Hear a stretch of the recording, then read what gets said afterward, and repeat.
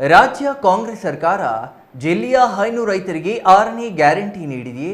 ಎಂತಹ ಒಂದು ಸಂದೇಹ ಮೂಡಲು ಕಾರಣವಿದೆ. ಜಿಲ್ಲೆಯಲ್ಲಿ ಹೇಳಿ ಕೇಳಿ ಸಿಲ್ಕ್ ಮತ್ತು ಮಿಲ್ಕ್ ಮೇಲೆ ಜೀವನ ನಡೆಸುತ್ತಿರೋ ಕುಟುಂಬಗಳೇ ಹೆಚ್ಚು. ಆದರೆ ರಾಜ್ಯ ಸರ್ಕಾರದ ಹಲವು ನಿರ್ಧಾರಗಳು ಎರಡು ಉದ್ಯಮಿಗಳ ಮೇಲೆ ವ್ಯತಿರಿಕ್ತ ಪರಿಣಾಮ ಬೀರುತ್ತಿದ್ದು, ಚುನಾಯಿತ ಜನಪ್ರತಿನಿಧಿಗಳು ಪ್ರಚಾರದ ಮೇಲೆ ತೋರುತ್ತಿರುವ ಆಸಕ್ತಿ ಜನರ ಕಷ್ಟಗಳತ್ತ ತೋರದಿರುವುದು ಈ ಜಿಲ್ಲೆಯ ರೈತರ ಪಾಲಿಗೆ ಶಾಪವಾಗಿ ಪರಿಣಮಿಸಿದೆ.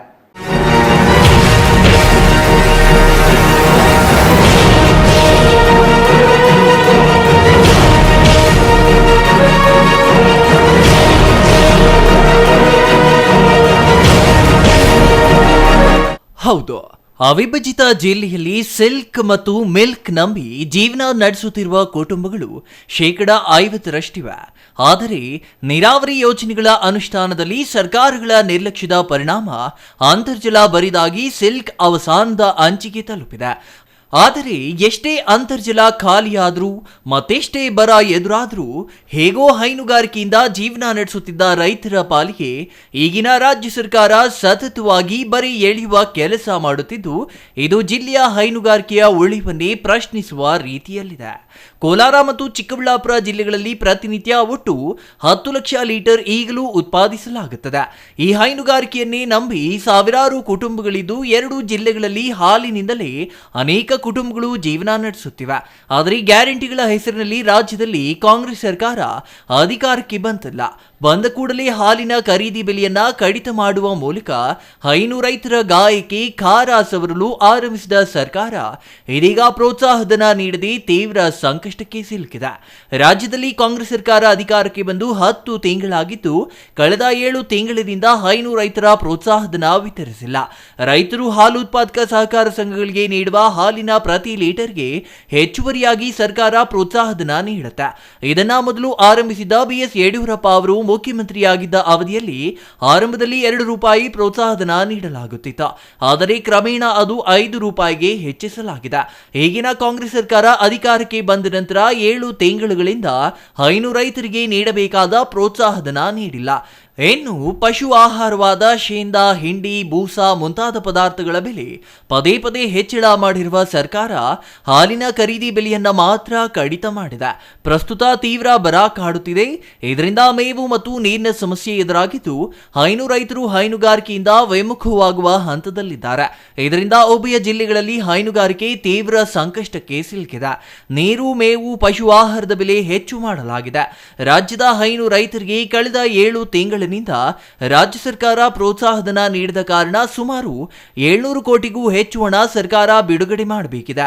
ಆ ಮೂಲಕ ರಾಜ್ಯ ಸರ್ಕಾರ ರೈತರ ಪರ ಅಸಡ್ಡೆ ತೋರುತ್ತಿದೆ ಎಂಬ ಆರೋಪಗಳು ಕೇಳಿಬಂದಿವೆ. ಸರ್ಕಾರದ ಈ ರೈತ ವಿರೋಧಿ ನೀತಿಯಿಂದಾಗಿ ಮುಂದಿನ ದಿನಗಳಲ್ಲಿ ಹಾಲು ಉದ್ದಿಮೆ ನಶಿಸುವ ಆತಂಕ ಎದುರಾಗಿದೆ.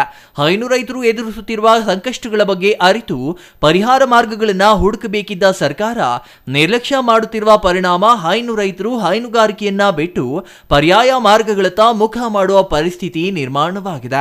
ಸರ್ಕಾರದ ಈ ಕ್ರಮಗಳಿಂದ ಹಾಲು ಉತ್ಪಾದಕರಿಗೆ ಮಾತ್ರವಲ್ಲದೆ ಗ್ರಾಹಕರು ಸಮಸ್ಯೆ ಎದುರಿಸುವಂತಾಗಿದೆ. ಇನ್ನು ಕಳೆದ 2 ವರ್ಷಗಳಿಂದ ಸತತವಾಗಿ ಕಾಡುತ್ತಿರುವ ಬರದ ಪರಿಣಾಮ ಹೈನು ರೈತರು ಮಾತ್ರವಲ್ಲದೆ ಇತರೆ ಎಲ್ಲಾ ರೈತರು ಸಂಕಷ್ಟಕ್ಕೆ ಸಿಲುಕುತ್ತಿದ್ದಾರೆ.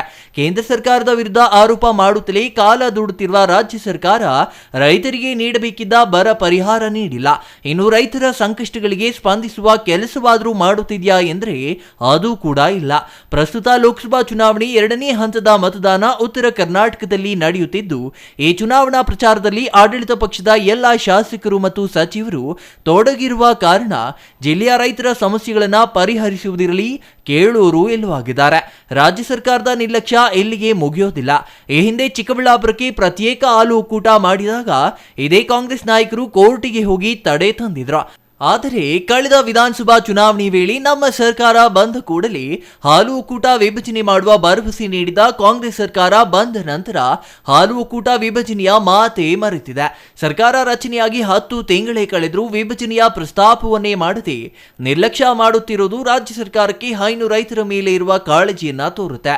ಪಾವಗಡ ಸೇರಿದಂತೆ ಹಲವು ತಾಲೂಕುಗಳಲ್ಲಿ ಈಗಾಗಲೇ ಜಾನುವಾರುಗಳಿಗಾಗಿ ಮೇವು ಬ್ಯಾಂಕ್ ತೆರೆದು ರಿಯಾಯಿತಿ ದರದಲ್ಲಿ ಮೇವು ವಿತರಿಸಲಾಗುತ್ತಿದೆ. ಆದರೆ ಚಿಕ್ಕಬಳ್ಳಾಪುರದಲ್ಲಿಯೂ ಮೇವು ಬ್ಯಾಂಕ್ ತೆರೆಯಲು ಅಗತ್ಯವಿರುವ ಕ್ರಮ ಕೈಗೊಳ್ಳುವಂತೆ ಸೂಚಿಸಲು ಚಿಕ್ಕಬಳ್ಳಾಪುರ ಜಿಲ್ಲಾ ಉಸ್ತುವಾರಿ ಸಚಿವರಾದ ಡಾಕ್ಟರ್ ಎಂಸಿ ಸುಧಾಕರ್ ಅವರಿಗಾಗಲಿ ಜಿಲ್ಲೆಯಲ್ಲಿರುವ ಇತರೆ ಆಡಳಿತ ಪಕ್ಷದ ಶಾಸಕರಾಗಲಿ ಗಮನವೇ ಹರಿಸದಿರುವುದು ಜಿಲ್ಲೆಯ ಜನಪ್ರತಿನಿಧಿಗಳ ಬದ್ಧತೆಗೆ ಹಿಡಿದ ಕನ್ನಡಿಯಾಗಿದೆ. ಇನ್ನು ಚಿಕ್ಕಬಳ್ಳಾಪುರ ಶಾಸಕ ಪ್ರದೀಪ್ ಈಶ್ವರ್ ಅವರು ಕೇವಲ ಮಾತಿನಲ್ಲಿಯೇ ಮಹಲು ಕಟ್ಟುತ್ತಿದ್ದು ಜಿಲ್ಲೆಯಲ್ಲಿ ಎದುರಾಗಿರುವ ಬರದ ಬಗ್ಗೆ ಈವರೆಗೂ ತುಟಿ ಬಿಚ್ಚಿದ ಉದಾಹರಣೆಯೇ ಇಲ್ಲವಾಗಿದೆ. ಕೇವಲ ಮಾಜಿ ಶಾಸಕರನ್ನ ಟೀಕಿಸಲು ಮಾತ್ರ ತಮ್ಮ ಎಲ್ಲ ಶಕ್ತಿಯನ್ನ ಉಪಯೋಗಿಸುತ್ತಿರೋ ಶಾಸಕ ಪ್ರದೀಪ್ ಈಶ್ವರ್ ಅವರು ಹೈನು ರೈತರ ಬಗ್ಗೆ ಗಮನ ಹರಿಸಲು ಯಾಕೆ ಹಿಂದೇಟು ಹಾಕುತ್ತಿದ್ದಾರೆ ಎಂದು ಹಾಲು ಉತ್ಪಾದಕರು ಪ್ರಶ್ನೆ ಮಾಡುತ್ತಿದ್ದಾರೆ. ಈ ಸಂಬಂಧ ಕೊಚ್ಚಿಮೂಲ್ ಮಾಜಿ ಅಧ್ಯಕ್ಷ ಕೆವಿ ನಾಗರಾಜ್ ಸಿಟಿವಿಯೊಂದಿಗೆ ಮಾತನಾಡಿ ರಾಜ್ಯ ಸರ್ಕಾರ ಕೂಡಲೇ ಪ್ರೋತ್ಸಾಹಧನ ನೀಡಲು ಮುಂದಾಗಬೇಕು, ಇಲ್ಲವಾದರೆ ಉಗ್ರ ಹೋರಾಟ ಮಾಡುವ ಎಚ್ಚರಿಕೆ ನೀಡಿದ್ದಾರೆ. ಈ ಹಿಂದೆ ಬಿಎಸ್ ಯಡಿಯೂರಪ್ಪ ಅವರು ಮುಖ್ಯಮಂತ್ರಿಯಾಗಿದ್ದಾಗ ₹2 ಪ್ರೋತ್ಸಾಹಧನ ನೀಡಲು ಮೊದಲು ಆರಂಭಿಸಿದ್ರು. ಅದೇ ಕಾರಣಕ್ಕೆ ಈಗಲೂ ಜನ ಯಡಿಯೂರಪ್ಪ ಪ್ರೋತ್ಸಾಹಧನ ಎಂದೇ ಕರೆಯುತ್ತಾರೆ. ಪ್ರೋತ್ಸಾಹಧನ ನೀಡುವುದರಿಂದ ರೈತರಿಗೆ ಅನುಕೂಲವಾಗಿತ್ತು. ಆದರೆ ಪ್ರಸ್ತುತ ರಾಜ್ಯ ಸರ್ಕಾರ ಕಳೆದ 7 ತಿಂಗಳುಗಳಿಂದ ಪ್ರೋತ್ಸಾಹಧನ ನೀಡದೆ ಹೈನು ರೈತರನ್ನ ವಂಚಿಸಿದೆ ಎಂದು ಅವರು ಆರೋಪಿಸಿದ್ದಾರೆ. ಪ್ರಸ್ತುತ ರಾಜ್ಯ ಸರ್ಕಾರ ಹೈನುಗಾರರ ಬಗ್ಗೆ ಅಸಡ್ಡೆ ಮನೋಭಾವ ತೋರುತ್ತಿದೆ. ಇದು ಹೀಗೆ ಮುಂದುವರಿದರೆ ಹಾಲಿಗೆ ಬರ ಎದುರಾಗಲಿದೆ. ಶೀಘ್ರವಾಗಿ ಪ್ರೋತ್ಸಾಹಧನ ಬಿಡುಗಡೆ ಮಾಡಬೇಕು ಮತ್ತು ಕೋಚಿಮೂಲ್ ಪ್ರತ್ಯೇಕ ರದ್ದು ಮಾಡಿ ರಾಜ್ಯ ಕಾಂಗ್ರೆಸ್ ಸರ್ಕಾರ ಚಿಕ್ಕಬಳ್ಳಾಪುರ ಹಾಲು ಒಕ್ಕೂಟ ಪ್ರತ್ಯೇಕ ಮಾಡಬೇಕು ಎಂದು ಆಗ್ರಹಿಸಿದ್ದಾರೆ. ಹಾಲು ಒಕ್ಕೂಟ ಪ್ರತ್ಯೇಕದಿಂದ ಅಭಿವೃದ್ಧಿ ಸಾಧ್ಯ, ಹಾಗಾಗಿ ಸಚಿವ ಶಾಸಕರು ಶೀಘ್ರ ಪ್ರತ್ಯೇಕ ಒಕ್ಕೂಟ ಮಾಡಬೇಕು ಎಂದು ಒತ್ತಾಯಿಸಿದ್ರು. ಎಂದೂ ಕಂಡು ಕೇಳರಿಯದಂಥ ಒಂದು ಭೀಕರ ಬರಗಾಲ ಬಂದಿದೆ. ಈಗಾಗಲೇ ನಮ್ಮ ಜಿಲ್ಲೆಗಳಲ್ಲೂ ಕೂಡ 39-40 ಡಿಗ್ರಿ ಹೀಗೆ ತಾಪಮಾನ ಜಾಸ್ತಿ ಆಗಿದೆ. ಇಂಥ ಒಂದು ಸಂದರ್ಭದಲ್ಲಿ ಇವತ್ತು ಹೈನುಗಾರಿಕೆ ಭಾಳ ಕ್ಲಿಷ್ಟಕರ ಪರಿಸ್ಥಿತಿಯಲ್ಲಿದೆ. ಕಾರಣ ಏನಪ್ಪ ಅಂದರೆ ನಮ್ಮ ಹೈನುಗಾರರು ತಮ್ಮ ರಾಸುಗಳನ್ನು ಸಾಕಲಿಕ್ಕೆ ಭಾಳಷ್ಟು ಪ್ರಯಾಸ ಪಡ್ತಕ್ಕಂಥ ಒಂದು ಸಂದರ್ಭ ಒದಗಿ ಬಂದಿದೆ. ಇವತ್ತು ನೀರಿಲ್ಲ, ಮೇವಿಲ್ಲ, ಅದೇ ರೀತಿ ನಮ್ಮ ಪಶುಗಳಿಗೆ ಬೇಕಾಗಿದ್ದಂಥ ಪಶು ಆಹಾರದ ಬೆಲೆನೂ ಕೂಡ KMFನವರು ಮೊನ್ನೆ ತಾನೇ ಟನ್ಗೆ ₹500 ಜಾಸ್ತಿ ಮಾಡಿದ್ದಾರೆ. ಅದೇ ರೀತಿ ಬೂಸ ಇವತ್ತು ₹1,600 ಹೋಗಿದೆ. ಇನ್ನು ಚಕ್ಕೆ ಕೂಡ ಹೆಚ್ಚಿನ ಒಂದು ದರ ಇವತ್ತು ದರಕ್ಕೆ ಹೋಗಿದೆ. ಇಂಥ ಒಂದು ಸಂದರ್ಭದಲ್ಲಿ ಇವತ್ತು ಹೈನುಗಾರಿಕೆನೇ ರೈತರಿಗೆ, ಹೈನುಗಾರರಿಗೆ ಭಾಳ ಕಷ್ಟಕರವಾಗಿದೆ. ಈಗ ಇಂಥ ಸಂದರ್ಭದಲ್ಲಿ ಕರ್ನಾಟಕ ರಾಜ್ಯ ಸರ್ಕಾರ ಬಹುಶಃ ಏನು ಹಾಲಿನ ಪ್ರೋತ್ಸಾಹಧನ ₹5 ಕೊಡ್ತಾಯಿದ್ರು, ಅದನ್ನು ಕಳೆದ 7 ತಿಂಗಳಿಂದ ಕೂಡ ಕೊಟ್ಟಿಲ್ಲ. ಬಹುಶಃ 700 ಕೋಟಿಗೂ ಅಧಿಕವಾಗಿ ಇವತ್ತು ಕರ್ನಾಟಕ ರಾಜ್ಯದ ಹೈನುಗಾರರಿಗೆ ಪ್ರೋತ್ಸಾಹಧನ ಬಿಡುಗಡೆ ಮಾಡಬೇಕಾಗಿದೆ. ಅದನ್ನು ಸರ್ಕಾರಗಳು ಇವತ್ತು ಚುನಾವಣೆಗೋಸ್ಕರ ಏನು ಗ್ಯಾರಂಟಿಗಳಿಗೋಸ್ಕರ ಹಣ ಬಿಡುಗಡೆ ಮಾಡ್ತಾಯಿದೆ ಹೊರತು ರೈತರ ಪರವಾಗಿ, ಹೈನುಗಾರರ ಪರವಾಗಿ ಇವತ್ತು ಸರ್ಕಾರ ಅಸಡ್ಡೆಯನ್ನು ತೋಡಿದೆ. ಇಂಥ ಒಂದು ಸಂದರ್ಭದಲ್ಲಿ ಎಲ್ಲೋ ಒಂದು ಕಡೆ ನಮ್ಗೆ ಅನ್ನಿಸ್ತದೆ, ಮುಂದಿನ ದಿನಗಳಲ್ಲಿ ಈ ಹಾಲು ಉದ್ದಿಮೆನೇ ನಶಿಸಿ ಹೋಗೋಂಥ ಸಂದರ್ಭ ನಮಗೆ ಕಾಣಿಸ್ತಾ ಇದೆ. ರೈತರು ಇವತ್ತು ಬೇರೆ ಕಡೆ ತಮ್ಮ ಜೀವನ ಮಾಡಲಿಕ್ಕೆ, ತಮ್ಮ ಬದುಕನ್ನು ರೂಢಿಸ್ಕೊಳ್ಳಿಕ್ಕೆ ತಮ್ಮ ಜೀವನವನ್ನು ಬೇರೆ ಕಡೆ ತಿರುಗಿಸ್ಕೊತಾ ಇದ್ದಾರೆ. ಅದರಲ್ಲೂ ಕೂಡ ಇವತ್ತು ಫ್ಲೋರಿಕಲ್ಚರು ಮತ್ತು ಹಾರ್ಟಿಕಲ್ಚರ್, ಹಣ್ಣು ಮತ್ತು ತರಕಾರಿ ಬೆಳೆಗಳನ್ನು ಬೆಳೀಲಿಕ್ಕೆ ಮುಂದೆ ಹೋಗ್ತಾ ಇದ್ದಾರೆ. ಇವತ್ತು ಮುಂದಿನ ದಿನಗಳಲ್ಲಿ ಹಾಲು ರೈತರಿಗೆ ಏನು ಉತ್ಪಾದನೆ ಮಾಡಲಿಕ್ಕೆ ಎಷ್ಟು ಕಷ್ಟ ಆಗಿದೆಯೋ ಅದೇ ರೀತಿ ಕೂಡ ನಮ್ಮ ಗ್ರಾಹಕರು ಕೂಡ ಹಾಲು ಸಿಗೋದು ದುಸ್ಥಿತಿಗೆ ಬರೋವಂಥ ಪರಿಸ್ಥಿತಿ ನಮ್ಮ ಕಣ್ಮುಂದೆ ಕಾಣಿಸ್ತಾ ಇದೆ.